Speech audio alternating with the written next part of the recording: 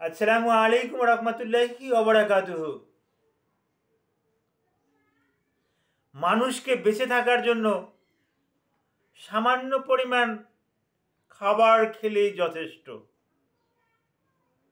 অল্প একটু খাবার যদি খায়, এতেই আদম সন্তানের মেরুদণ্ড কিন্তু শক্ত থাকে, মজবুত থাকে। নবী করিম সাল্লাল্লাহু আলাইহি সাল্লাম আজ থেকে ১৫০০ বছর আগে এ কথাটা বলে গেছেন। তিরমিজির হাদিস ২৩৮০ নম্বর হাদিস। ওখানে নবী করিম সাল্লাল্লাহু আলাইহি সাল্লাম বলছেন, তোমরা যদি খেতে চাও তাহলে তোমাদের স্টোমাককে ৩ ভাগে ভাগ করো। ৩ ভাগে ভাগ করে ১ ভাগে রাখো খাবার, আর ১ ভাগে রাখো পানি, অন্য আর একটা ভাগ শূন্য রাখো। এতেই তোমাদের জন্য মঙ্গল। Thank you all.